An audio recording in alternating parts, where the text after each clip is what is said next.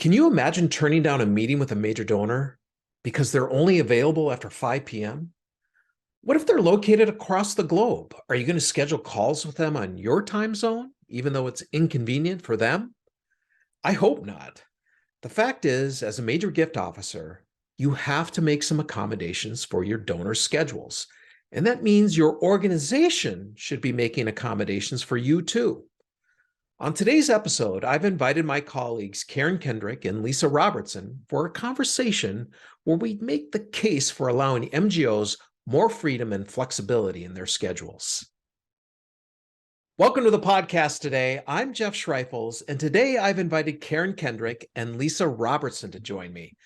Recently, we shared on Facebook a white paper we wrote called The 6 Secrets of Becoming an Extraordinary Major Gift Officer. And it caused a bit of a commotion.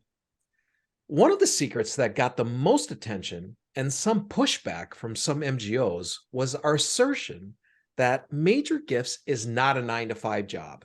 And really, if you're good at what you do and being successful in major gifts, it's not. That doesn't mean that you should be working ridiculous hours and be sacrificing your own health for this job.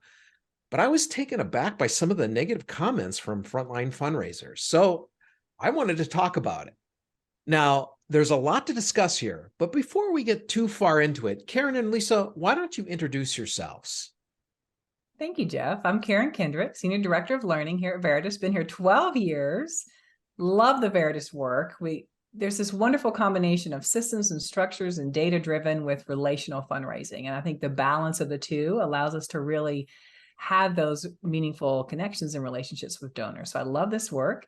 I'm in Asheville, North Carolina, and fun fact, I took a 10-day camel trip once. So that's my fun fact for the day. Wait, Lisa, what was you that, get to a go 10-day next. what trip? Camel trip. Camel. Mm-hmm. Wow. I gotta hear about that. Came out of the blue.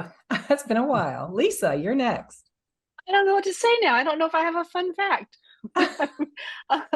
I'm Lisa Robertson. I'm Director of Client Services and Client Experience Leader. And Karen, I love Veritas for the same reasons, right? That we are just have this great balance of there's a system and a process, but there's a reason for it, which is to develop relationships. And I love people and I love processes, so it works. And I'm here in Fort Worth. And I guess my fun fact is that I used to be a sports reporter. There we go. That's pretty cool. Nice. Yeah. Also not a 9-to-5 job, coincidentally. Correct. All right. Well, thanks for joining me today. Okay, Lisa, let's start by having you answer why we believe major gifts is not a 9-to-5 job. Sure. Okay. Well, we say, right, that being an MGO is the best job in the world.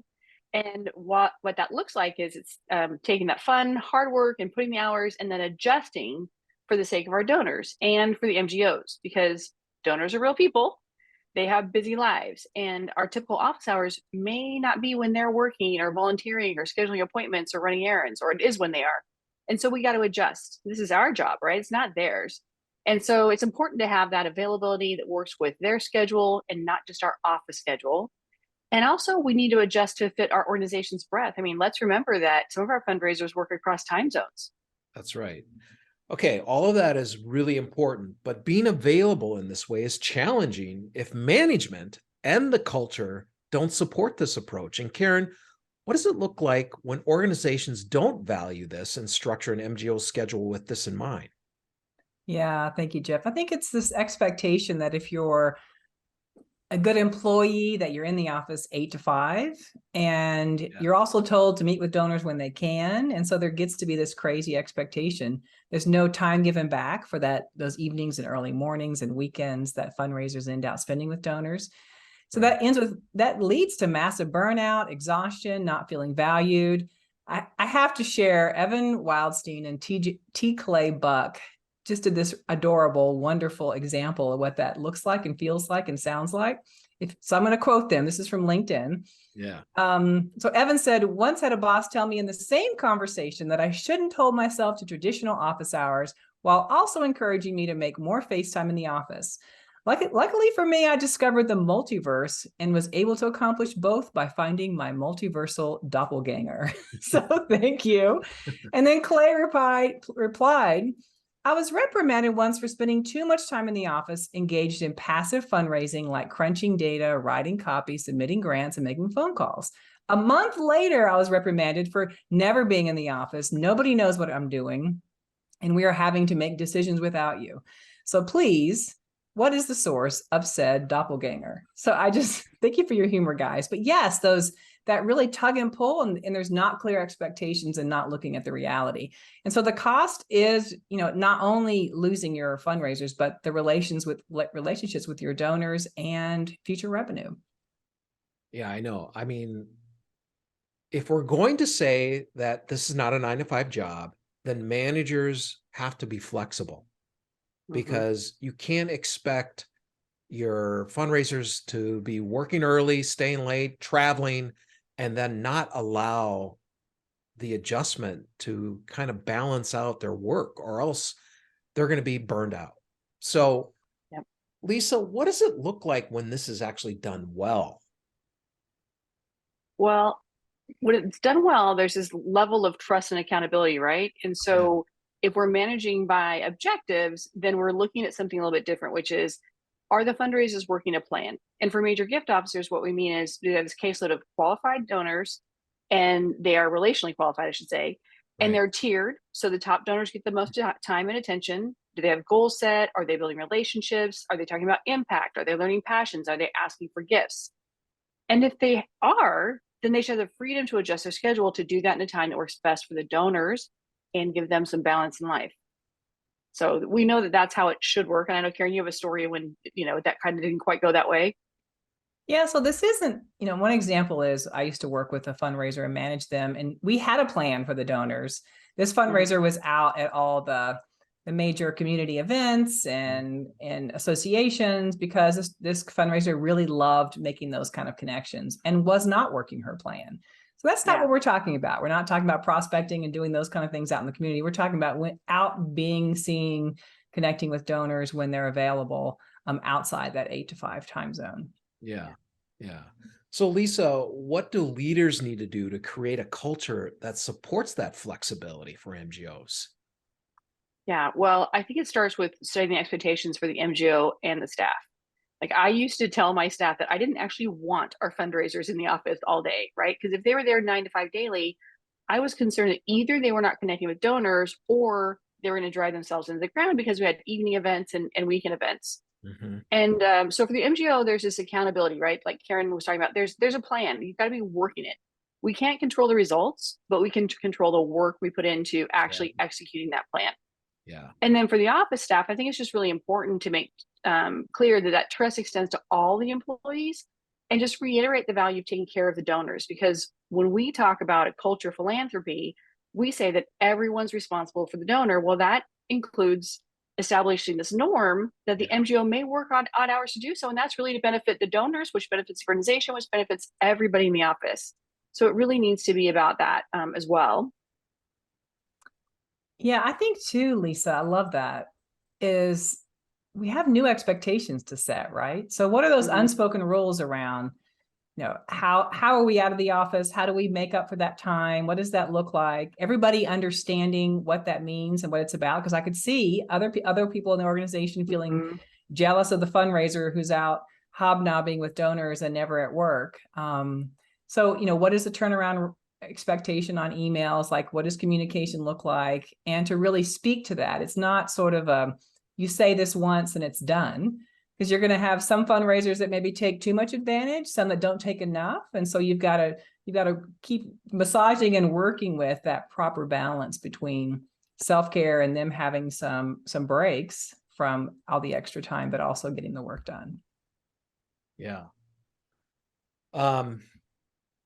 Here's what I've learned about managing by objective. So let me tell you this little story. So when I was first in my career at an agency, that's when I started, Richard and I started to get to know each other back in the mid 90s. And I started to work with a number of clients, which meant I had all of these folks I had to manage, who are managing all these jobs to get out. It was a direct response agency. So they were managing all these different dates and everything. And as a really new manager, I was tearing my hair out because I didn't know how to do it well. And so I went to Richard and I said, look, I need some help on like, how do you manage effectively? And he says, you can't micromanage. You have to manage by objectives. Here's a big folder for you to read it. He slammed it on my desk.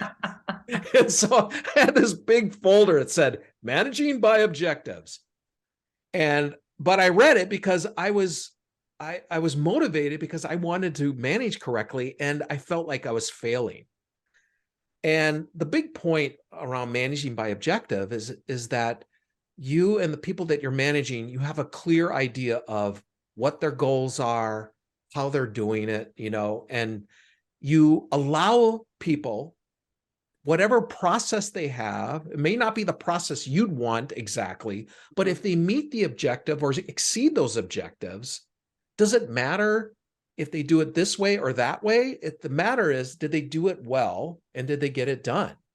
And so after reading all of that, it was such a revelation, and it made me as a manager relax so much more because I no longer had to worry about how they did it.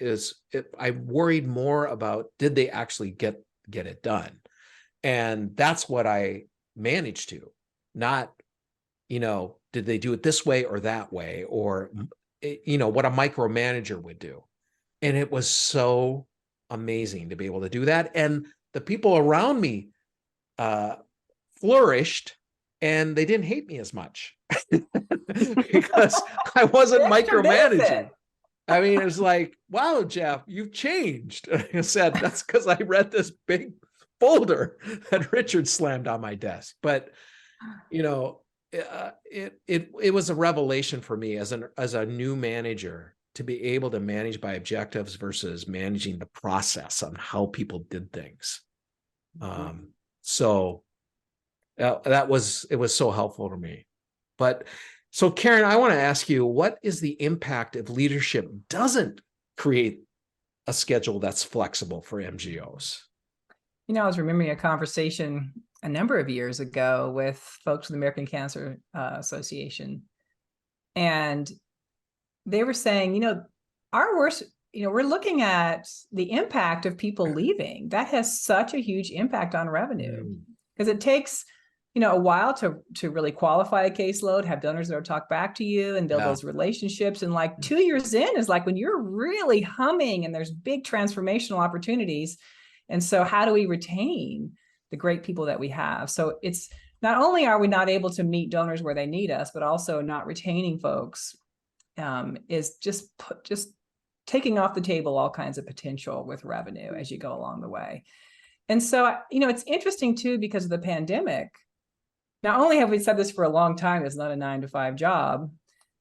With the pandemic, people are moving to it's a more integrated part of our whole culture now, right? People are moving to that, saying they want that. A recent study said 94% of people said they'd benefit from one thing, and that's workplace flexibility. And so I think there's an opportunity here in our new day and age with different technology, Zoom, way of communicating, way of connecting, to really look honestly at how do we look at those objectives and how do we work in that way that makes people more effective. And it's getting leadership on board, it's getting managers on board, and it's getting other people in the organization on board, because it is a change in culture and a change in belief about what you need to be successful. I mean, you can look at studies. There was a PwC study that found 83 of employers surveyed said the shift to more remote, more flexible work, really was successul for their company. So it works, but how to do it, you need to study and understand and set that up right to be able to really benefit from keeping those people long-term for your organization. Yes. Yeah. Lisa, how can fundraisers start advocating for a more flexible schedule with leadership and take care of themselves? Yeah, well, it's a really tough one, right? Because it goes back to some of the things that we've talked about over time, which is setting boundaries and practicing good self-care, which we sometimes aren't good at. So I think it really starts with looking at, what's within our control, right? So we have some MGOs that are given flexibility and they don't take it. So I think the first thing that we really should do is, as MGOs, is really examine our own drive and our feelings, maybe the stories we're telling ourselves, and figure out where we can adjust so we can make sure that we're meeting our objectives and then balancing the work. Or it might start with a really honest conversation with leadership to ask, how can we make adjustments that are good for the donors, my life balance, and ultimately this organization? And I think most importantly, you really got to have a plan and then over communicate, because I think, to Karen's point, the fear of some leaders is the work isn't going to get done. And so how do you show that that's getting done? And going back even to that office staff, if you can show, like, you weren't just out having lunch and hoity-toity with, cloth napkin while they were having Subway, you were talking to a donor and you secured a gift, it makes a difference. And that it was part of your plan. Like, you went there intentionally to do that and you did it. So if we can show leadership, hey, I've got a plan, you share with them about the donors you're connecting with, they see the results, then you're making the point that you can get your work done and appear to be working what seems like odd hours to everyone else. That really does work. Yeah. Oh, that's good stuff. Mm-hmm. Lisa, Karen, thank you both for joining us today for this episode. And we hope this has given you some actionable takeaways that will help you create a more flexible schedule so that you can better serve your donors. If you have more questions about the secrets we believe are critical to your success as a major gift officer, you can get your copy of our free white paper, 6 Secrets to Becoming an Extraordinary Major Gift Officer, by clicking the link in the show notes. So thank you, and we'll see you next time.